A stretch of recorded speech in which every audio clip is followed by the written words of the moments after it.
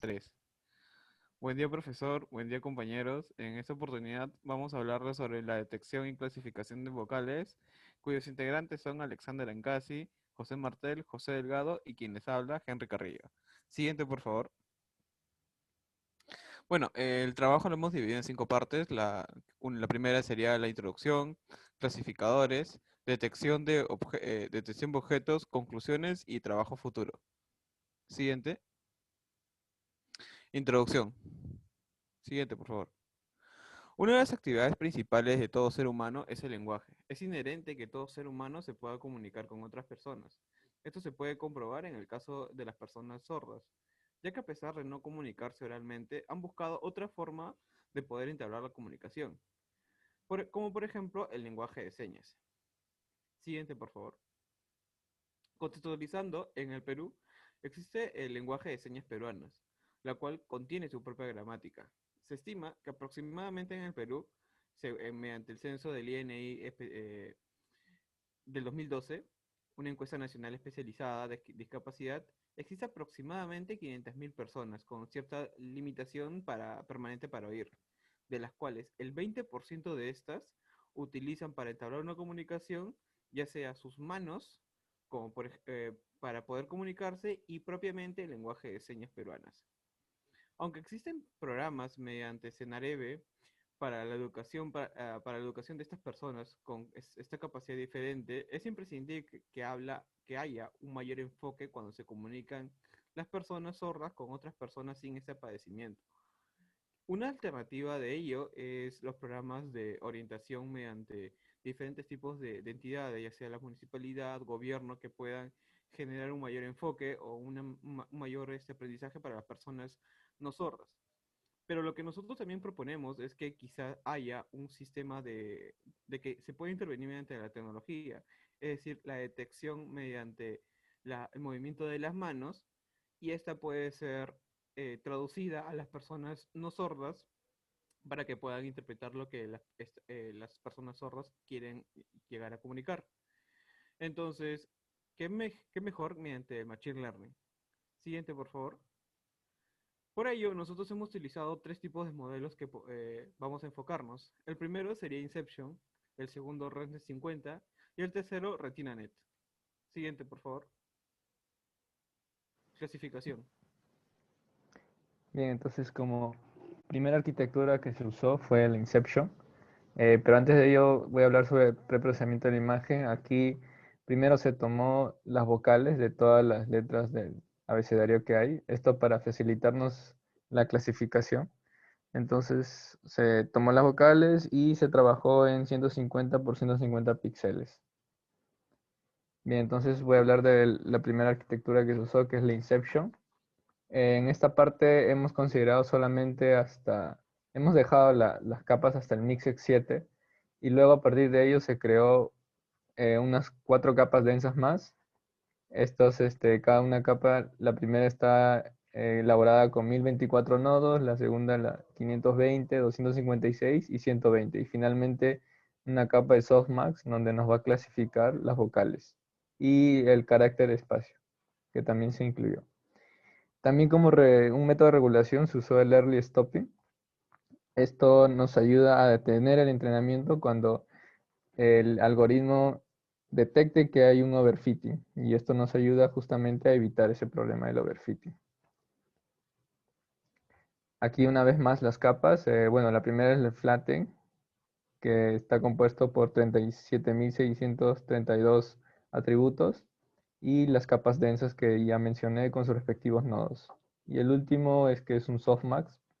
Como existen 6 clases, entonces hay 6 nodos. Y los parámetros entrenables totales son 39.223.886. Bien, entonces, una vez elaborado el entrenamiento, y cabe resaltar que el entrenamiento fue elaborado con 20 épocas, 80 pasos por época y 20 pasos para la validación. Se llegó a estos resultados. Se observó en la curva de pérdida que llega o se establece casi a cero, prácticamente en cero, lo que es bueno, lo que indica que no hay pérdidas en el entrenamiento ni en la validación. Otra curva que también se analizó es la curva de precisión y como se puede observar en la figura de abajo, aproximadamente se mantiene ya en 100%, lo cual también es una buena medida de esto, ¿no? Nos indica que el modelo fue entrenado satisfactoriamente. Y además también tuvimos las pruebas de las manos. Acá se usó una data externa, la de entrenamiento y la de validación, y se corroboró con cada letra de las vocales. Entonces la primera fue la A y el acierto fue 0.9, cosa que es correcto. Eh, y así en la mayoría de letras, a excepción, por ejemplo, de la U, que es un poco baja, 0.74. Y por lo demás, sí lo detecta bien. Algo que quiero adicionar también es que en las pruebas que hicimos de la E, en algunas se confundían con la A. Aquí puse como que la mejor que la detectó, pero sin embargo sí confundía con la A, y esto se puede notar ya que, como se puede observar también, son muy parecidas la forma, cómo pone el puño y también casi cómo pone los dedos, ¿no? Entonces eso podría generar confusiones al momento de detectar qué letra es. Ahora mi Para compañero la Iván va a hablar un poco metodología, de... ya que para la metodología ResNet 50, bueno, como sabemos, la metodología de ResNet se basa en el principio de saltar ciertas capas para evitar justamente sobreajustar al modelo y hacerlo y operar más rápido también para ir reducir el costo computacional también, ¿no? Para lo cual se utilizó la misma forma que se agregó las capas a este método, se agregó ciertas capas densas, como que son las mismas que sean para justamente hacer una comparación con el anterior método, son las mismas, como se puede apreciar. Y bueno, los parámetros entre nombres en este caso fueron 53.117.518. Siguiente, por favor. Y bueno, como se puede apreciar aquí, la curva de pérdida, de acuerdo a nuestras épocas, se detuvo en aproximadamente 52 épocas, y porque ya nuestra curva ya justamente había llegado a converger. Y en el momento de hacer la exactitud, vemos que es una exactitud bastante alta, aproximadamente 75%. Entonces ya es considerablemente aceptable. Pero sin embargo es un poco más bajo en comparación al anterior método. Siguiente, por favor. Y como se puede apreciar, aquí el resultado se ve reflejado al momento que hemos hecho esas pruebas. Se eligieron justamente las mismas imágenes que anteriormente, las que se clasificaron en el anterior método de Inception. Pero en este caso, por ejemplo, al momento de clasificar para la letra O, en este caso hubo un error, ¿no?, de 0.98, que en este caso la letra que le correspondería debería ser la I, ¿no? Y bueno, pero generalmente sí es un poco aceptable, pero sin embargo es un poco bajo en comparación al otro método. Siguiente, por favor. Detección de objetos. Bueno, en cuanto a detección de objetos, lo principal es la obtención de la data, ya que para entrenar el modelo de detección será necesario disponer de un banco de imágenes que posea una región de interés delimitada. Y así es como el algoritmo puede aprender las características del objeto que se busca detectar.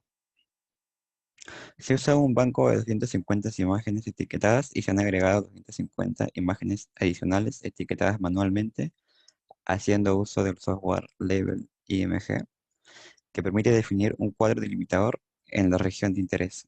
Justamente esto se muestra en la imagen, donde podemos con el cursor marcar cuál es el objeto de interés dentro de la imagen, y el software nos genera un archivo .xml en donde está la información de las coordenadas de este cuadro. Siguiente. Ahora, este proceso se ha hecho para 250 imágenes, por lo tanto se tienen 250 archivos, uno correspondiente a cada imagen, que contienen las coordenadas de su cuadro delimitador.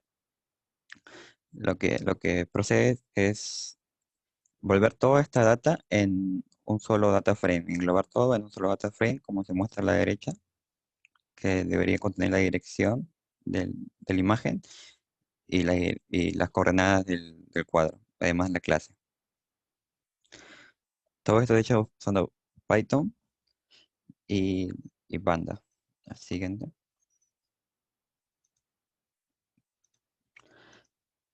Como se había mencionado, el modelo que se ha usado para hacer la detección de objetos ha sido RetinaNet.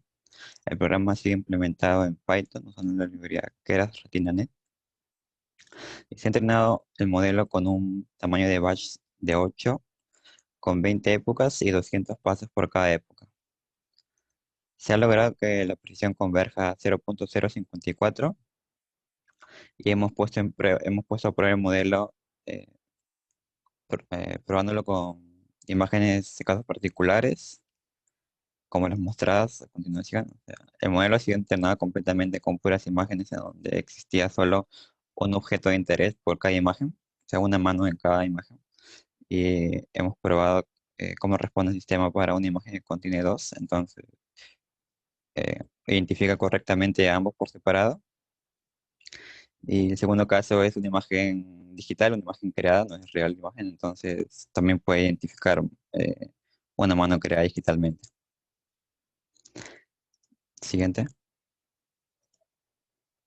Ya, respecto a conclusiones, bueno, primeramente tenemos el primer logro que respecto a lo que es la clasificación. Clasificó correctamente para ambos métodos, sin embargo resultó justamente ser mejor el primer método, que fue el método de Inception, solamente con diferencia en ciertas letras entre ambas arquitecturas, ¿no? El segundo caso también se logró para la parte de localización de los objetos dentro del espacio de la imagen, mediante el modelo de RetinaNet justamente. Y bueno, en este caso se logró una alta precisión, obteniendo aproximadamente un 0.88% de precisión. Siguiente, por favor. Bueno, como trabajos futuros, tenemos lo que es proponemos primero la combinación de ambos métodos que exploramos en el presente trabajo, y esto fusionarlo justamente con lo que serían las librerías de OpenCV para lo que se opere justamente en el mismo instante, que es justamente lo ideal que se buscaría, ¿no? Después, y buscamos justamente con esto reducir lo que son las brechas de comunicación entre, bueno, los diferentes grupos de hablantes, que por ejemplo en este caso son las personas sordomudas y bueno, los que no lo son.